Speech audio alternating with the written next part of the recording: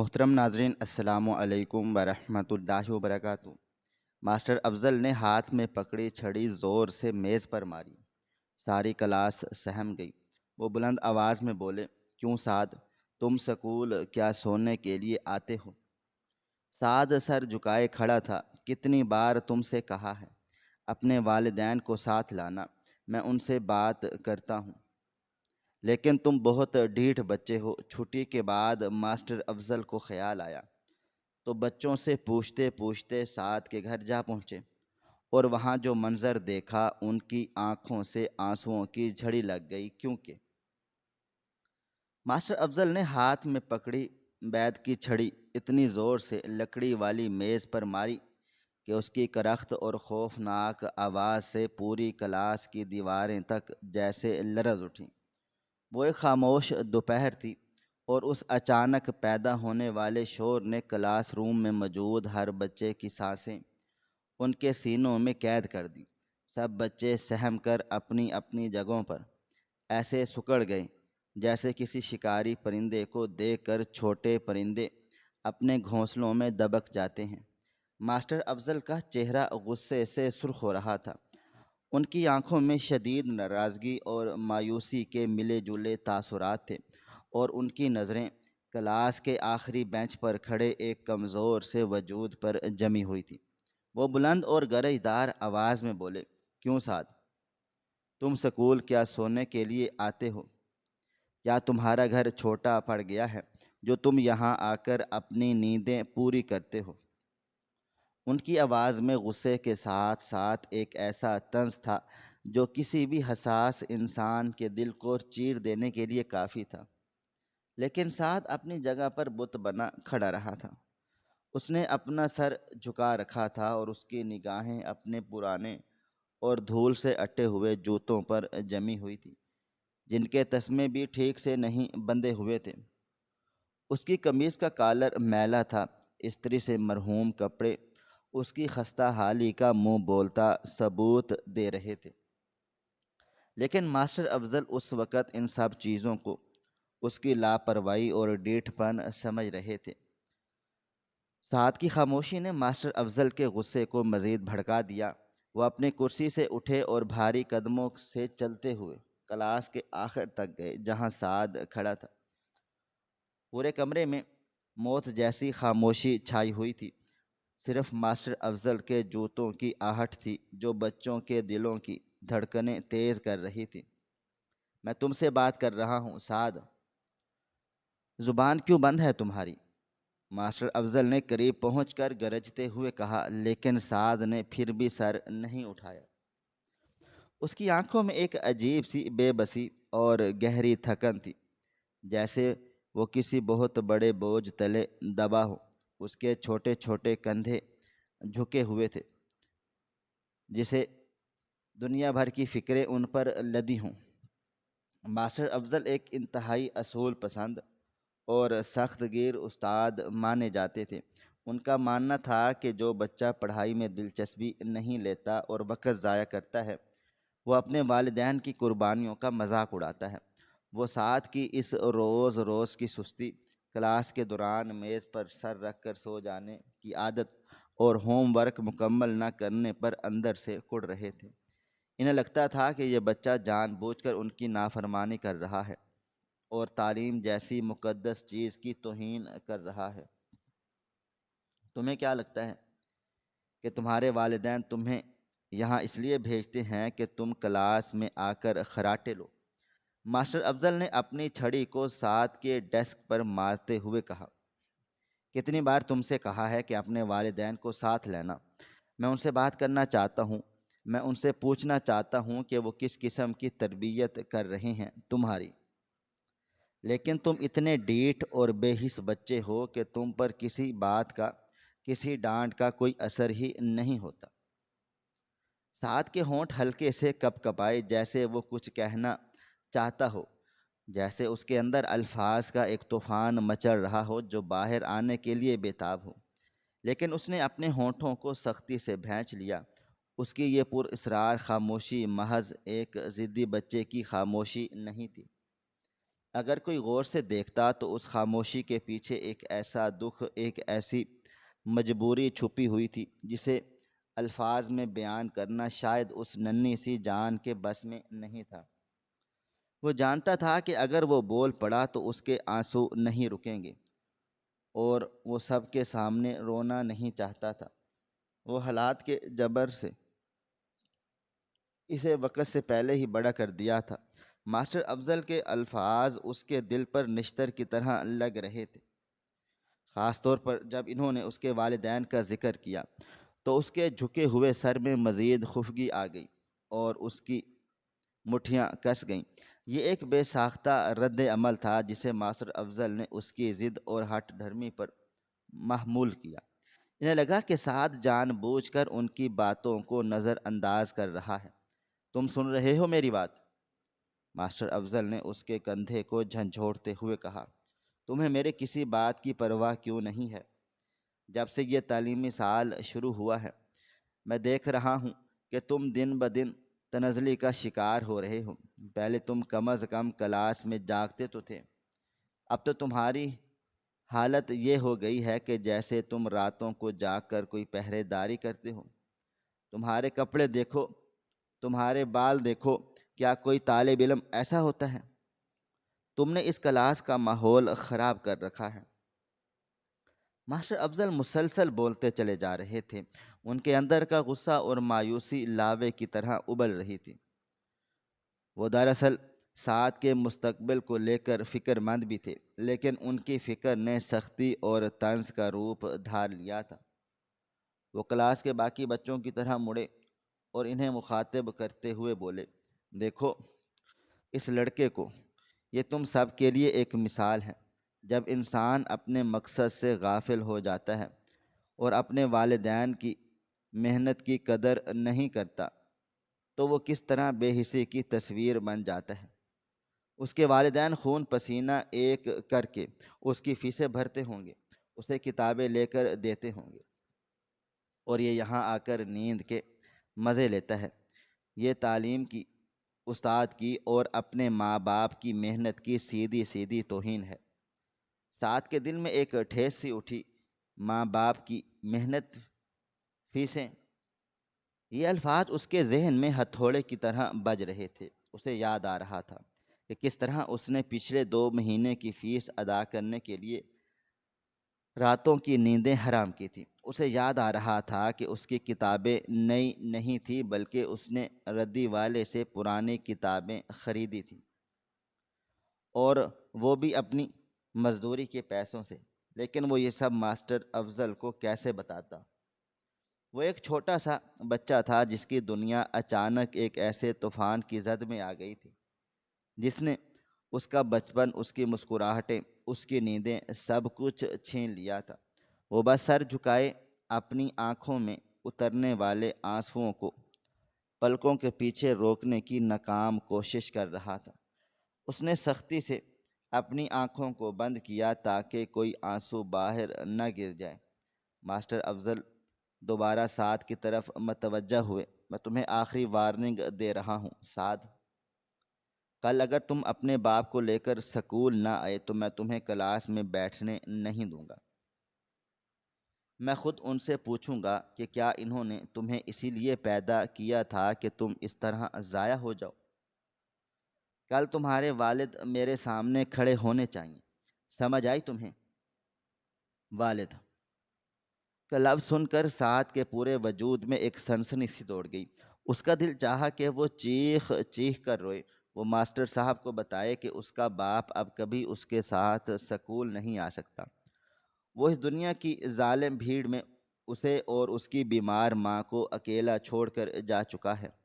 لیکن اس کی زبان جیسے تالو سے چپک گئی تھی۔ اس نے ایک لمبی اور بھاری سانس لی جو اس کے سینے میں کسی اٹکی ہوئی سسکی کی طرح محسوس ہوئی۔ اس کے چہرے کا رنگ پیلا پڑ چکا تھا اور ماتھے پر پسینے کے قطرے چمکنے لگے تھے۔ اس کی یہ حالت دیکھ کر ایک لمحے کے لیے ماسٹر افضل کے دل میں کچھ کھٹکا۔ انہیں اس بچے کی خاموشی میں ایک عجیب سی گہرائی اور ایک اندھا کنواں سا محسوس ہوا۔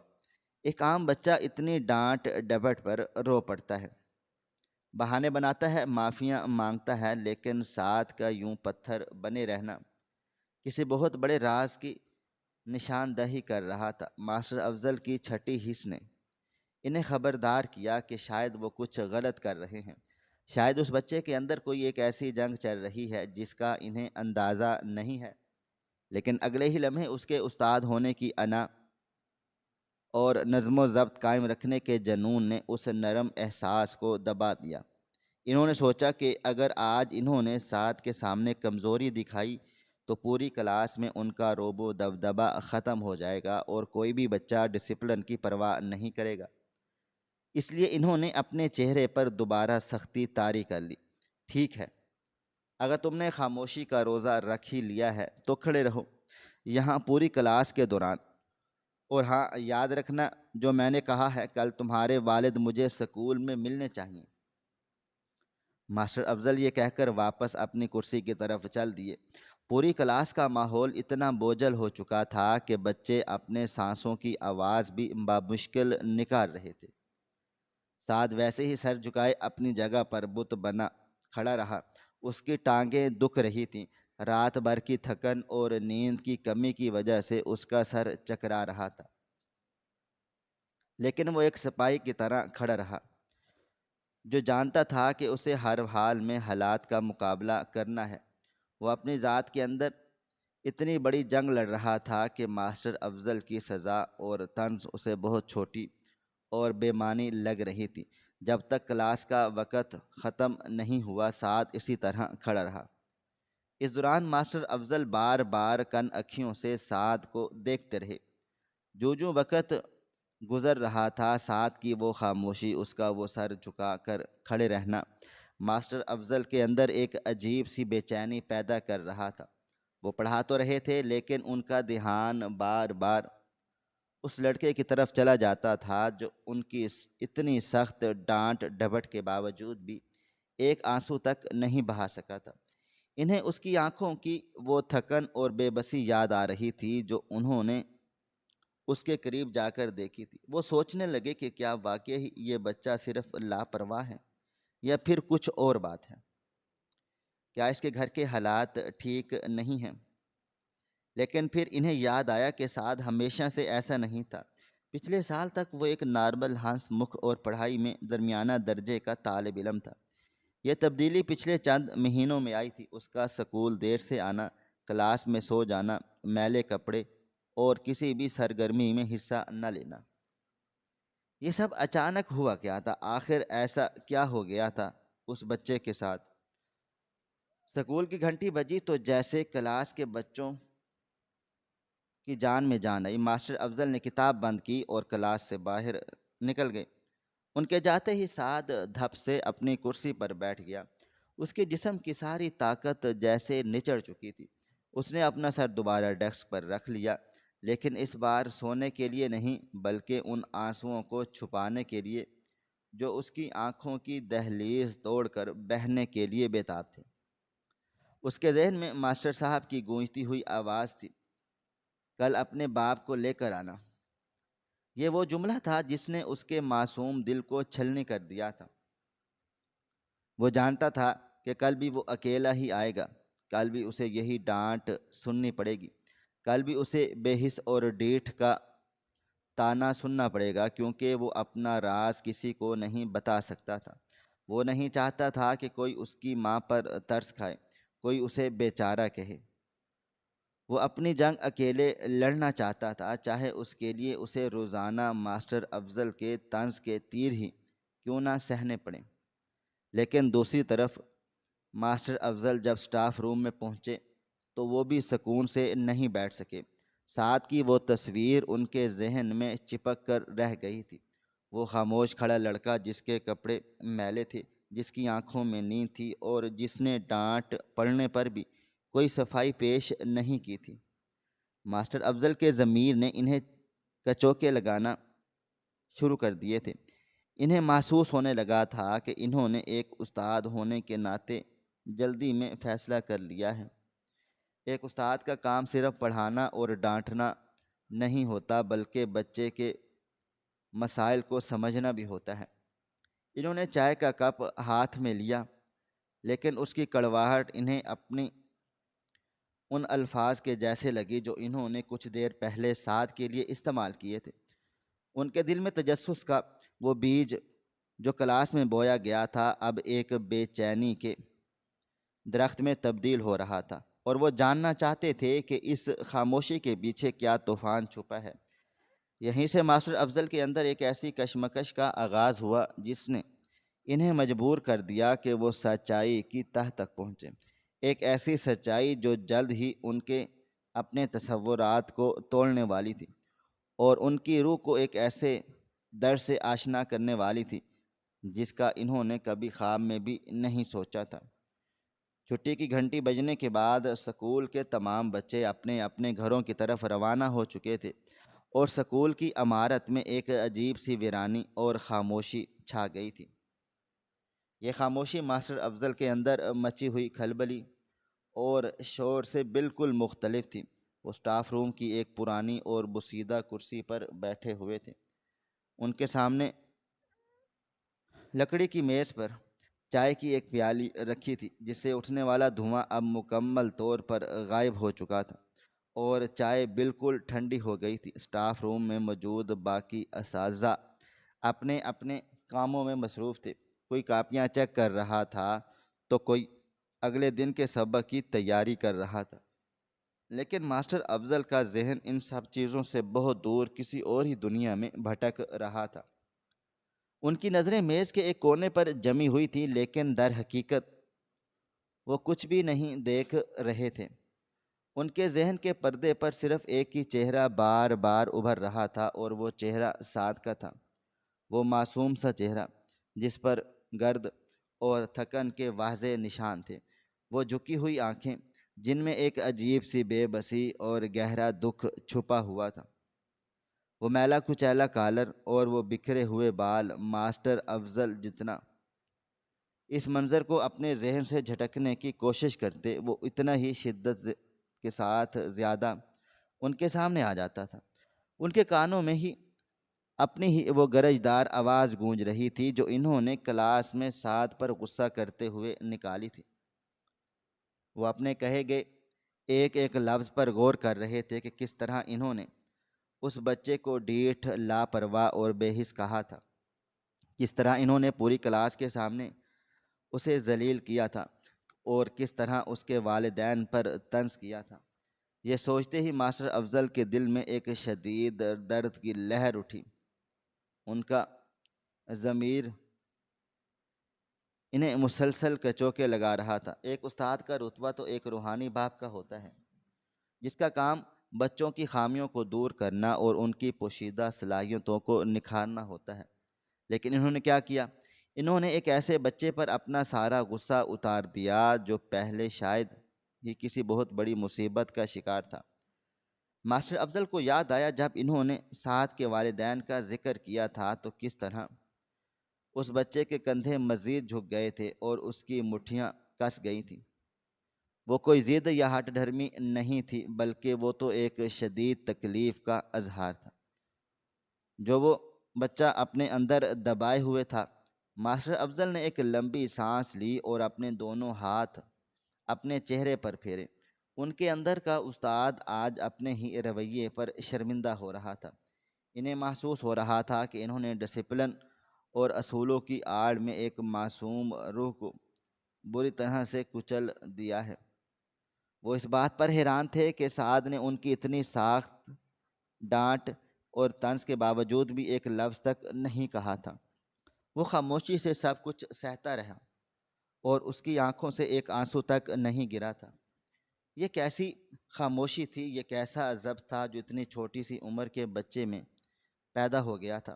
ماسٹر افضل جانتے تھے کہ بچے عموماً بہت حساس ہوتے ہیں، ذرا سی ڈانٹ پر رو پڑتے ہیں، اپنی صفائی میں ہزار بہانے بناتے ہیں، لیکن سعد کا وہ پتھر بن جانا کسی بہت بڑے راز کی طرف اشارہ کر رہا تھا۔ انہوں نے فیصلہ کیا کہ وہ مزید اس بے چینی اور کشمکش میں نہیں رہ سکتے۔ وہ آج ہی اس راز سے پردہ اٹھائیں گے، وہ آج ہی سعد کے گھر جائیں گے اور اس کے والدین سے مل کر یہ جاننے کی کوشش کریں گے کہ آخر اس بچے کے ساتھ ایسا کیا ہوا ہے جس نے اسے اتنا زیادہ بدل دیا ہے۔ وہ دیکھنا چاہتے تھے کہ وہ کون سے حالات ہیں جنہوں نے ایک ہنس مکھ اور پڑھائی میں دلچسپی لینے والے بچے کو ایک خاموش اور بجھا ہوا وجود بنا دیا۔ ماسٹر افضل اپنی کرسی سے اٹھے، انہوں نے اپنا بیگ کندھے پر لٹکایا اور سٹاف روم سے باہر نکل آئے۔ برآمدے میں چلتے ہوئے ان کے قدموں کی آہٹ سکول کی خاموشی کو توڑ رہی تھی۔ ان کے دل کی دھڑکن بھی ان کے قدموں کی رفتار کے ساتھ تیز ہو رہی تھی۔ سکول کے صدر دروازے کے پاس انہیں سکول کا بوڑھا چوکیدار بابا رحمتے نظر آ گیا، جو ایک درخت کے سائے میں بیٹھا اپنی چلم سلگا رہا تھا۔ ماسٹر افضل اس کے قریب گئے اور اس سے سعد کے گھر کا پتہ پوچھا۔ بابا رحمتے نے ماسٹر افضل کی طرف دیکھا اور جب اس نے سعد کا نام سنا تو اس کے جھریوں زدہ چہرے پر ایک گہرے دکھ اور ہمدردی کے تاثرات ابھر آئے۔ اس نے ایک لمبی اور بوجھل آہ بھری اور کہا، ماسٹر جی، سعد بیٹا تو کچی آبادی والی تیسری گلی میں رہتا ہے۔ وہ مسجد کے پیچھے جو پرانے اور خستہ حال مکانات ہیں وہیں اس کا گھر ہے۔ بابا رحمتے کی آواز میں ایک عجیب سی کپکپاہٹ اور ملال تھا جسے ماسٹر افضل نے فوراً سے محسوس کر لیا تھا۔ ان کا تجسس مزید بڑھ گیا تھا کہ آخر اس چوکیدار کے لہجے میں سعد کا نام سن کر اتنا دکھ کیوں آ گیا ہے۔ انہوں نے کچھ اور پوچھنا چاہا لیکن بابا رحمتے نے نظریں جھکا کر چلم کے کش لگانے شروع کر دیے۔ ماسٹر افضل نے اسے مزید پریشان کرنا مناسب نہیں سمجھا اور سکول کے دروازے سے باہر نکل آئے۔ دوپہر کا وقت تھا اور سورج اب پوری آب و تاب سے چمک رہا تھا۔ گرمی کی شدت میں اضافہ ہو چکا تھا اور لو کے تھپیڑے چہرے سے ٹکرا رہے تھے، لیکن ماسٹر افضل کو اس وقت نہ گرمی کا احساس ہو رہا تھا اور نہ ہی دھوپ کی تپش کا۔ ان کا ذہن صرف اور صرف سعد اور اس کے اس پر اسرار خاموشی میں الجھا ہوا تھا۔ وہ تیز تیز قدموں سے چلتے ہوئے شہر کی ان پختہ اور صاف ستھری سڑکوں سے گزرنے لگے جو آہستہ آہستہ کچی اور تنگ گلیوں میں تبدیل ہو رہی تھی۔ یہ شہر کا وہ پسماندہ علاقہ تھا جہاں غربت، نا امیدی اور خستہ حالی اپنے عروج پر تھی۔ سڑکوں پر جگہ جگہ گڑھے پڑے ہوئے تھے جن میں گندا پانی اور کیچڑ جمع ہو چکا تھا اور ان پر مکھیاں بھن بھنا رہی تھیں۔ گلیوں کے دونوں طرف بے ترتیب اور بوسیدہ مکانات بنے ہوئے تھے جن کی دیواروں کا پلستر جھڑ چکا تھا اور اینٹیں باہر نکل آئی تھیں۔ کھلی نالیوں سے اٹھنے والا تعفن سانس لینا محال کر رہا تھا، لیکن ماسٹر افضل ان سب چیزوں سے بے نیاز بس آگے ہی آگے بڑھتے چلے جا رہے تھے۔ ان کے دل میں ایک انجانا سا خوف اور ایک عجیب سی بے چینی تھی، جیسے وہ کسی بہت بڑی حقیقت کا سامنا کرنے والے ہوں۔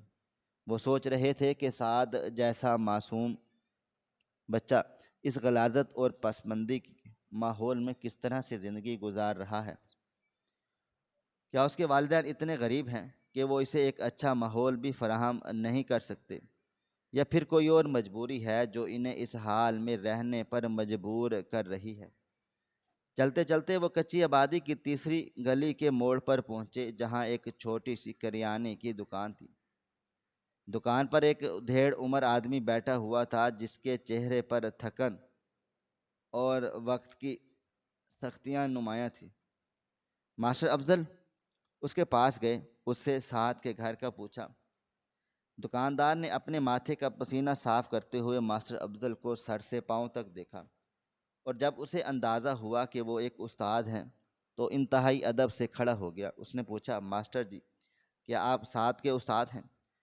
ماسٹر افضل نے اس بات میں سر ہلایا تو دکاندار کی آنکھوں میں ایک عجیب سی چمک اور ساتھ ہی ایک گہری سی اداسی چھا گئی۔ اس نے ایک لمبی سانس لیتے ہوئے کہا، ماسٹر جی،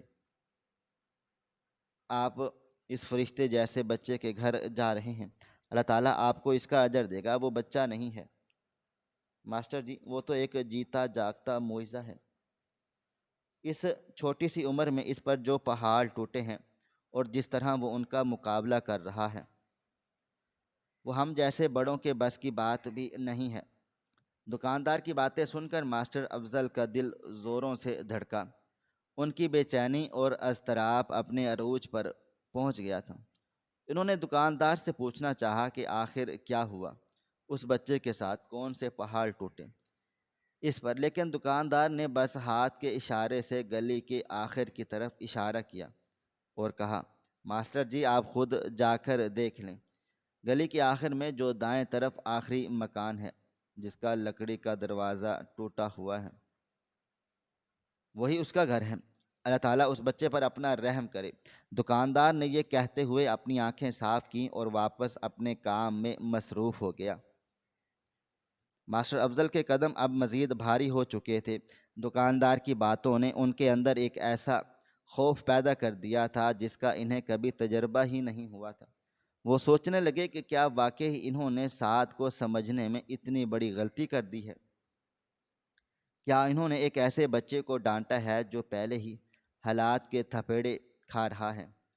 ان کا دل چاہ رہا تھا کہ وہ بھاگ کر اس ٹوٹے ہوئے دروازے والے گھر تک پہنچ جائیں اور جان لیں کہ آخر ماجرا کیا ہے۔ وہ تیز تیز قدموں سے اس تنگ اور تاریک گلی میں چلنے لگے تھے۔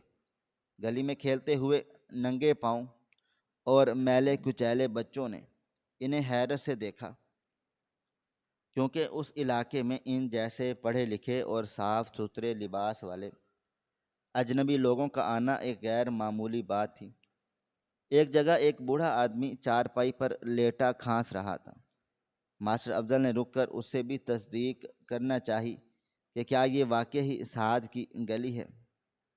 بوڑھے نے اپنی دھندلی آنکھوں سے ماسٹر افضل کو دیکھا اور کانپتی ہوئی آواز میں کہا، ہاں بابو جی، یہی اس غریب کی گلی ہے، بڑا ہی نیک اور صابر بچہ ہے وہ، اللہ کسی دشمن کے بچے پر بھی ایسا وقت نہ لائے۔ بوڑھے کی ان باتوں نے ماسٹر افضل کے تجسس اور اندرونی خوف کو مزید ہوا دے دی۔ ہر ملنے والا شخص سعد کا نام سن کر ہمدردی اور دکھ کا اظہار کر رہا تھا۔ کوئی اسے فرشتہ کہہ رہا تھا تو کوئی صابر، اور کوئی اس کے حالات پر افسوس کر رہا تھا۔ ماسٹر افضل کا ذہن سوالوں کی ایک ایسی بھٹی بن چکا تھا جس میں ان کے اپنے خیالات اور اندازے جل کر راکھ ہو رہے تھے۔ وہ چلتے چلتے بالآخر اس گلی کے آخری حصے میں پہنچ گئے جہاں دکاندار نے اشارہ کیا تھا کہ وہاں واقعی دائیں طرف ایک انتہائی بوسیدہ اور خستہ حال مکان تھا جس کی کچی دیواریں اینٹوں اور گاروں سے بنی ہوئی تھی اور کئی جگہوں سے ان کا لیپ اتر چکا تھا۔ چھت پر بانس اور پرانی ترپالیں رکھی ہوئی تھیں جو اس بات کی گواہی دے رہی تھی کہ بارش کے دنوں میں اس گھر کا کیا حال ہوتا ہوگا۔ اس مکان کا لکڑی کا دروازہ واقعی ٹوٹا ہوا تھا اور ایک طرف کو جھکا ہوا تھا، جیسے بس وہ کسی سہارے پر ٹکا ہو اور ذرا سی ہوا کے جھونکے سے گر پڑے گا۔ ماسٹر افضل اس دروازے کے سامنے جا کر رک گئے۔ ان کے قدموں نے آگے بڑھنے سے انکار کر دیا۔ انہوں نے ایک عجیب سی ہچکچاہٹ اور ڈرنے کے باوجود وجود کو جکڑ لیا، اور ماسٹر افضل کے کانپتے ہوئے ہاتھوں نے جیسے ہی اس بوسیدہ، دیمک زدہ اور ٹوٹے ہوئے لکڑی کے دروازے کو ہلکا سا دھکا دیا تو وہ ایک انتہائی دل خراش اور کرخت چرچراہٹ کے ساتھ اندر کی طرف کھل گیا۔ یہ آواز اتنی بھیانک اور اداس تھی جیسے برسوں کا رکا ہوا کوئی دکھ اچانک زبان پا گیا ہو۔ دروازے کے کھلتے ہی ماسٹر افضل کے سامنے جو منظر ابھرا اس نے ان کے قدموں کو وہاں پر دہلیز پر منجمد کر کے رکھ دیا، اور اندر کا ماحول اتنا تاریک، بوجھل اور غربت کی تصویر بنا ہوا تھا کہ ماسٹر افضل کی آنکھیں جو شہر کی چکا چوند اور صاف ستھرے سکول کے ماحول کی عادی تھیں، ایک لمحے کے لیے چندھیا گئیں۔ یہ گھر کے نام پر ایک محض ایک چھوٹا سا کچا سا اور خستہ حال صحن تھا جس کی دیواروں کا گارا جگہ جگہ سے اکھڑ چکا تھا اور کچی اینٹیں اپنے ننگے پن پر ماتم کر رہی تھیں۔ صحن کے ایک کونے میں مٹی کا چولہا بالکل ٹھنڈا اور بجھا پڑا تھا جس میں راکھ اڑ رہی تھی، جو اس بات کی گواہی دے رہی تھی کہ شاید پچھلے کئی پہروں سے اس گھر میں آگ نہیں جلی اور فاقوں نے یہاں ڈیرے ڈال رکھے ہیں۔ صحن کے عین وسط میں ایک ٹوٹی ہوئی پرانی اور بان سے بنی ہوئی چارپائی بچھی تھی جس کی ادھڑی ہوئی رسیاں زمین کو چھو رہی تھیں۔ اس چارپائی پر ایک انتہائی کمزور لاغر اور ہڈیوں کا ڈھانچہ بن چکا تھا وجود بے بس اور بے حس و حرکت پڑا ہوا تھا، جس کے اوپر ایک پرانی رنگ اڑی اور کئی جگہوں سے پٹی ہوئی چادر پڑی تھی۔ پورے ذہن کی فضا میں بیماری، غربت، دواؤں اور سیلن کی ایک عجیب سی بو پھیلی ہوئی تھی جو کسی بھی حساس دل کو چیرنے کے لیے اور روح کو تڑپا دینے کے لیے کافی تھی۔ ماسٹر افضل کا دل ایک انجانے خوف سے دھک دھک کر رہا تھا۔ ان کی سانسیں سینے میں اٹک کر رہ گئی تھیں۔ ان کی نظریں اس چارپائی کے پاس کچے فرش پر بیٹھے ایک چھوٹے سے وجود پر جم کر رہ گئیں۔ وہ سعد تھا، وہی سعد جسے وہ محض چند گھنٹے پہلے کلاس روم کی بھری محفل میں بے حس، ڈھیٹ، لاپرواہ اور نالائق کہہ کر آئے تھے۔ سعد ابھی تک اپنے اسی میلے، گرد آلود اور پسینے میں شرابور سکول کے یونیفارم میں ملبوس تھا، لیکن اس وقت اس کے چھوٹے اور کمزور ہاتھوں میں کوئی کتاب، کاپی یا قلم نہیں تھا جس کی ماسٹر افضل اس سے توقع کرتے تھے۔ اس کے بجائے وہ اپنے ننھے اور کانپتے ہوئے ہاتھوں سے چارپائی پر لیٹی اس بیمار عورت کے بے جان پاؤں دبا رہا تھا۔ وہ عورت جو یقیناً اس کی ماں تھی، اس کے پاؤں ایسے بے حس لگ رہے تھے جیسے ان میں زندگی کی کوئی رمق باقی نہ ہو، لیکن سعد کی آنکھوں میں ایک ایسی پختگی، ایک ایسا گہرا درد اور ایک ایسی لگن تھی جو اس کی معصوم عمر سے بہت بڑی اور کربناک تھی۔ ماسٹر افضل کی آنکھیں حیرت، صدمے اور شدید ندامت سے پھٹی کی پھٹی رہ گئیں۔ وہ بت بنے دیکھ رہے تھے کہ سعد ایک طرف اپنے بیمار ماں کے پاؤں دبا رہا ہے اور دوسری طرف اس کے بالکل پاس ردی کاغذوں، اخباروں کے ٹکڑے اور ایک پیالے میں رکھی سستی سی گوند کا ایک ڈھیر لگا ہے۔ وہ پاؤں دبانے کے ساتھ ساتھ انتہائی تیزی اور مہارت سے کاغذ کے لفافے بھی بنا رہا تھا۔ اس کے معصوم ہاتھوں پر گوند، مٹی اور مسلسل مشقت کی وجہ سے جو چھالے پڑے ہوئے تھے وہ دور سے ہی ماسٹر افضل کو نظر آ رہے تھے۔ وہ چھالے سرخ ہو کر پک چکے تھے، کچھ میں تھے تو ہلکا ہلکا خون بھی رس رہا تھا، لیکن وہ بچہ کسی بھی تکلیف کی پرواہ کیے بغیر مشین کی طرح کام میں لگا ہوا تھا۔ ماسٹر افضل کا دل اس منظر کو دیکھ کر خون کے آنسو رونے لگا۔ اس کے کانوں میں اپنی ہی وہ گرجدار اور ظالمانہ آواز گونجنے لگی جو انہوں نے کلاس میں نکالی تھی۔ کیوں سعد، تم سکول کیا سونے کے لیے آتے ہو؟ کیا تمہارا گھر چھوٹا پڑ گیا ہے جو تم یہاں آ کر اپنی نیندیں پوری کرتے ہو؟ اب انہیں ایک ایک بات کی، ایک ایک راز کی سمجھ آ رہی تھی۔ ان کا اپنا ضمیر ایک تیز دھار خنجر بن کر ان کی روح کو چھلنی کر رہا تھا۔ وہ سمجھ چکے تھے کہ وہ معصوم جان رات بھر جاگ کر اپنی فالح زدہ اور موت و حیات کی کشمکش میں مبتلا ماں کی خدمت کرتا ہے، اور دو وقت کی روکی سوکھی اور اسی سکول کی فیسیں کے لیے یہ کاغذ کے لفافے بناتا ہے جہاں اسے روزانہ ذلیل کیا جاتا تھا۔ رات بھر کی اسی جان لیوا مشقت، تھکن اور بھوک کی وجہ سے وہ سکول میں نڈھال ہو کر سو جاتا تھا۔ ماسٹر افضل کی آنکھوں سے آنسوؤں کی جھڑی لگ گئی، ان کا حلق سوکھ گیا اور انہیں اپنا آپ دنیا کا سب سے ظالم، بے حس اور گھٹیا انسان لگنے لگا۔ وہ لڑکھڑاتے قدموں سے آگے بڑھے، ان کی ٹانگوں میں جیسے جان نہیں رہی تھی، اور بے اختیار ان کے کانپتے ہوئے ہونٹوں سے سسکیوں کے درمیان سعد کا نام نکلا۔ سعد نے چونک کر خوفزدہ نگاہوں سے دروازے کی طرف دیکھا۔ آپ نے اسی سخت گیر اور غصے والے استاد کو اپنے غریب خانے کی دہلیز پر کھڑا دیکھ کر اس کے معصوم چہرے پر خوف، گھبراہٹ اور بے بسی کے سائے لرزنے لگے۔ اسے لگا کہ شاید ماسٹر جی اسے سکول سے نکالنے کے لیے خود اس کے گھر تک آ گئے ہیں۔ وہ جلدی سے گھبرا کر کھڑا ہو گیا۔ اس نے پہلے اپنے گوند اور مٹی سے بھرے ہوئے ہاتھ اپنے میلے کپڑوں سے صاف کرنے کی ناکام کوشش کی۔ چارپائی پر لیٹی اس کی بیمار ماں نے بھی دروازے پر ہونے والی اس آہٹ پر کمزوری سے اپنا سر موڑا اور اپنی بے نور آنکھوں سے دروازے کی طرف دیکھنے لگی۔ ماسٹر افضل کی اشک بار نظریں جیسے ہی اس بیمار عورت کے زرد اور بے جان چہرے پر پڑیں تو ایک لمحے کے لیے انہیں لگا جیسے ان کے قدموں تلے سے زمین کھسک گئی ہو، آسمان جیسے ان کے سر پر آ گرا ہو۔ ان کا دل و دماغ مکمل طور پر سن ہو گیا، دل کی دھڑکن جیسے ایک طویل لمحے کے لیے رک گئی اور پورے جسم کا خون برف کی طرح جم گیا۔ وہ چہرہ گو کہ شدید بیماری، وقت کی بے رحم سختیوں، فاقوں اور حالات کے جبر کی وجہ سے انتہائی پیلا، کمزور اور جھریوں بھرا ہو چکا تھا۔ اس کی ہڈیاں ابھر آئی تھیں اور آنکھوں کے گرد گہرے سیاہ حلقے پڑ چکے تھے، لیکن وہ چہرہ، وہ خد و خال، وہ آنکھیں ماسٹر افضل کے لیے کسی بھی طور پر اجنبی نہیں تھی۔ وہ تو وہی چہرہ تھا جسے وہ پچھلے 15 سالوں سے ہر روز آئینے میں اپنی آنکھوں کے عکس میں تلاش کرتے تھے، جسے وہ تنہائی کی راتوں میں یاد کر کے روتے رہتے تھے۔ وہ کوئی اور نہیں، ان کی اپنی سگی اگلوتی اور جان سے پیاری بہن زلیخا کا چہرہ تھا۔ وہ زلیخا جس کے ساتھ انہوں نے اپنا سارا بچپن گزارا تھا، جس کی ایک مسکراہٹ پر وہ اپنی جان چھڑکتے تھے، جو ان کے گھر کی رونق تھی۔ ماسٹر افضل کے ذہن کے پردے پر ماضی کے وہ تمام تلخ اور اندھوناک مناظر ایک پرانی فلم کی طرح چلنے لگے۔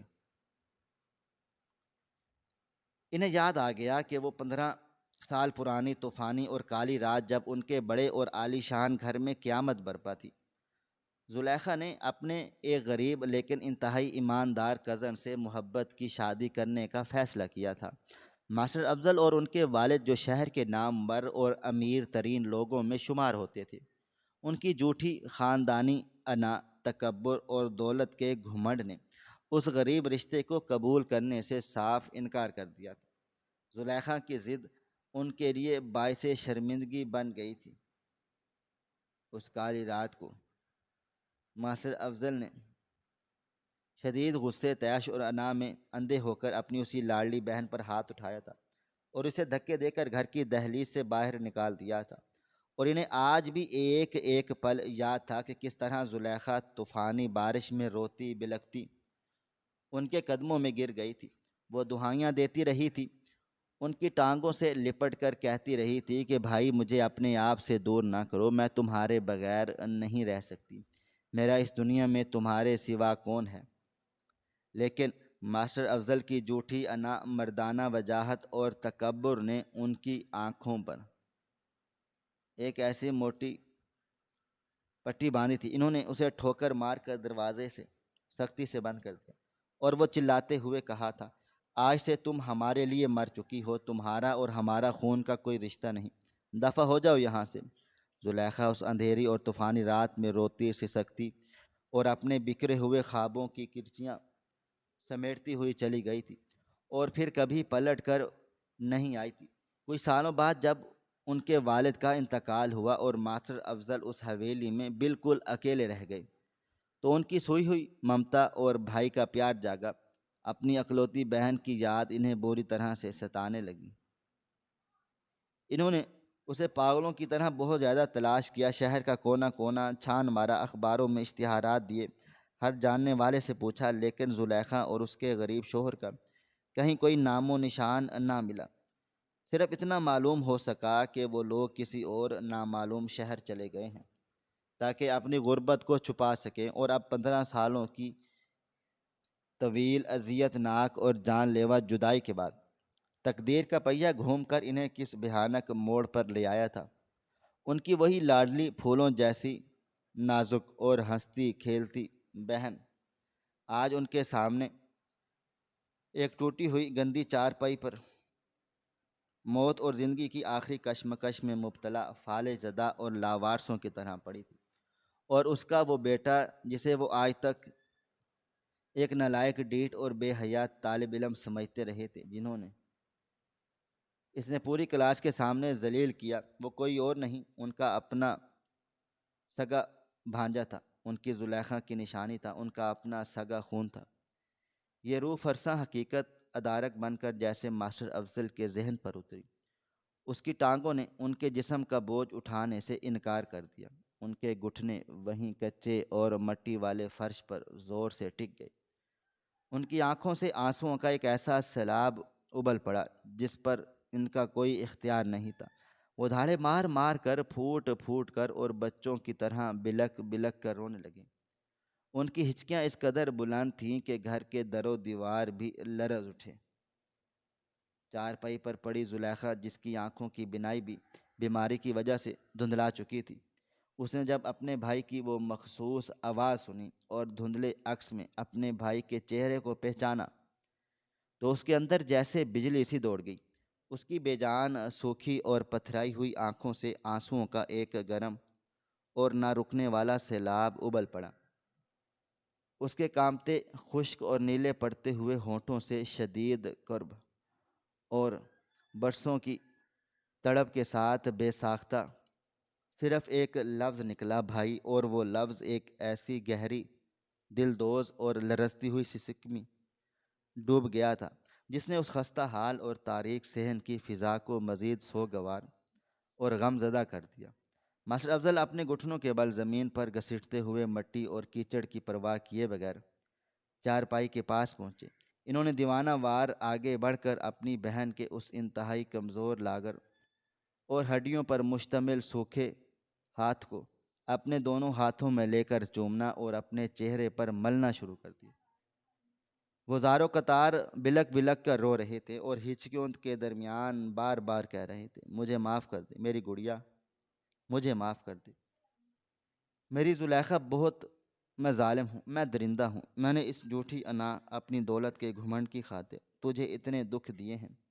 میں اندھا ہو گیا تھا زلیخا، مجھے کیا معلوم تھا کہ میری پھولوں جیسی بہن، میرے گھر کی شہزادی، ان حالات میں اس غلاظت اور غربت میں زندگی گزار رہی ہے۔ کاش میں اس رات مر جاتا، کاش زلیخا میرے ہاتھ ٹوٹ جاتے۔ زلیخا کے پاس بولنے کا کوئی بھی طاقت نہیں تھی۔ فالج نے ان کی زبان کی روانگی چھین لی تھی، بس اس کے آنسو اس کے زرد اور دھسے ہوئے گالوں کو مسلسل بھگو رہے تھے، اور وہ اپنے بامشکل ہلنے والے کامتے ہاتھوں سے اپنے بھائی کے سر پر ہاتھ پھیرنے کی کوشش کر رہی تھی، جیسے وہ بغیر کہے ہی اسے معاف کر چکی ہو، جیسے ایک ماں اپنے نافرمان بچے کو معاف کر چکی دیتی ہے۔ اس کے آنسو میں برسوں کے دکھوں کا سمندر تھا، لیکن اس کے ہاتھ کے لمس میں آج بھی وہی پرانی محبت اور اپنائیت تھی۔ ساتھ جو ایک کونے میں کھڑا یہ سارا ناقابل یقین منظر انتہائی حیرت، صدمے اور شدید کنفیوژن کی حالت میں دیکھ رہا تھا۔ اس کے چھوٹے سے ذہن میں وہ کچھ سمجھ نہیں آ رہا تھا کہ آخر یہاں ہو کیا رہا ہے۔ اس کا وہ انتہائی سخت، اصول گیر، انصاف پسند اور غصے والا استاد جو کچھ دیر پہلے اسے سکول سے دھکے دے کر نکالنے کی دھمکیاں دے رہا تھا، جس کی آواز سن کر سکول کے بچے تھر تھر کانپتے تھے، وہ اچانک اس کے ٹوٹے ہوئے گھر میں آ کر اس کی بیمار ماں کے بستر کے پاس بیٹھ کر چھوٹے چھوٹے بچوں کی طرح کیوں رو رہا تھا، اور وہ سب سے بڑھ کر یہ کہ اس کی ماں اپنے استاد کو بھائی کیوں کہہ رہی ہے۔ سعد کی آنکھیں حیرت سے پھیلی ہوئی تھیں۔ وہ کبھی اپنی ماں کو دیکھتا اور کبھی ماسٹر افضل کو۔ ماسٹر افضل نے روتے ہوئے اپنی آنکھوں سے بہتے پانی کو صاف کیے بغیر سعد کی طرف دیکھا۔ ان کا دل اس وقت اس قدر درد سے بھرا ہوا تھا کہ وہ چاہ رہے تھے کہ وہ اپنا سینہ چاک کر کے اپنا خون آلود اور نادم دل نکال کر اس ننھے اور معصوم کے قدموں میں رکھ دیں، تاکہ ان کے گناہوں کا کچھ کفارہ ادا ہو سکے۔ انہوں نے زمین پر بیٹھے بیٹھے ہی اپنے دونوں ہاتھ سعد کی طرف پھیلائے اور اسے اپنے پاس بلا لیا۔ سعد ڈرتے ڈرتے اور ہچکچاتے ہوئے آگے بڑھا تو ماسٹر افضل نے اسے کھینچ کر اتنی زور سے اپنے سینے سے لگا لیا جیسے کوئی اپنی زندگی کی سب سے قیمتی اور گمشدہ متاع کو سینے سے لگاتا ہے۔ سعد جو کلاس میں اس قدر ذلیل ہونے کے طعنے سننے اور ڈانٹ پڑنے پر بھی نہیں رویا تھا، جس نے اپنے اندر کے دکھوں کو ایک چٹان کی طرح مضبوط کر لیا تھا، آج اپنے ہی استاد کے سینے سے لگ کر اس کے لمس کی گرمی پا کر بالکل ٹوٹ گیا۔ اس کے ضبط کا بندھن ٹوٹ گیا اور وہ پھوٹ پھوٹ کر ہچکیاں لے لے کر رونے لگا۔ وہ اپنے استاد کے کندھے پر سر رکھ کر اتنا رویا کہ ماسٹر افضل کے کپڑے اس کے آنسوؤں سے بھیگ گئے۔ سعد نے روتے ہوئے سسکیوں کے درمیان اس ٹوٹی پھوٹی آواز میں کہا، ماسٹر جی، میرے ابو اس دنیا میں نہیں ہیں۔ وہ 4 سال پہلے ایک کوٹھی پر مزدوری کرتے ہوئے اونچی چھت سے گر کر مر گئے تھے۔ ان کے سر سے بہت زیادہ خون نکلا تھا ماسٹر جی، اور میری ماں کو اس کے صدمے کے بعد اسی رات فالج کا اٹیک ہو گیا تھا۔ ماسٹر جی، میں سکول کس کو لے کر آتا؟ میرا تو کوئی نہیں ہے۔ میں کیا کرتا ماسٹر جی؟ میری ماں چل نہیں سکتی تھی، وہ اپنے ہاتھ سے کھانا نہیں کھا سکتی۔ میں راتوں کو جا کر یہ گوند والے لفافے بناتا ہوں اور صبح دکانوں پر دے کر آتا ہوں تاکہ ان کی دوائی لا سکوں اور گھر کا خرچ چلا سکوں۔ ماسٹر جی، میں سکول میں جان بوجھ کر سونا نہیں چاہتا، میں پڑھنا چاہتا ہوں، لیکن ساری عمر رات جاگنے کی وجہ سے میری آنکھیں خود بخود بند ہو جاتی ہیں، مجھ سے بیٹھا نہیں جاتا۔ مجھے سکول سے مت نکالے ماسٹر جی، میں وعدہ کرتا ہوں اب میں کبھی نہیں سوؤں گا۔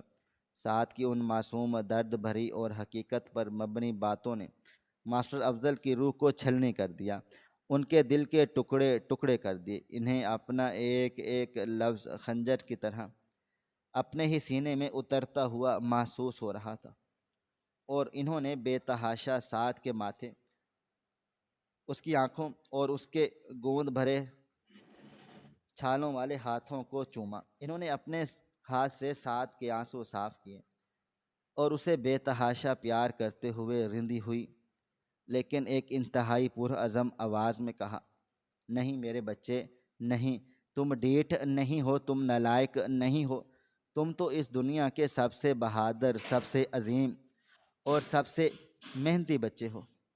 تم میری اس غیور بہن کا فخر ہو، تم میرا اس بد نصیب ماموں کا غرور ہو۔ میں اندھا تھا میرے بچے، جو تمہارے اندر چھپے ہوئے اس انمول ہیرے کو، اس درد کو پہچان نہیں سکا۔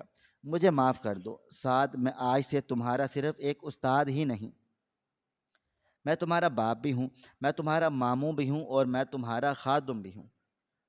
ماسٹر افضل اپنے آنسو صاف کیے۔ ان کے چہرے پر ایک اب عجیب سا سکون اور ایک بہت بڑا عزم تھا۔ انہوں نے چارپائی پر پڑی زلیخا کی طرف دیکھا اور ایک بھرپور عزم اور محبت بھرے لہجے میں کہا، زلیخا میری بہن، تم نے بہت دکھ درد سہ لیے۔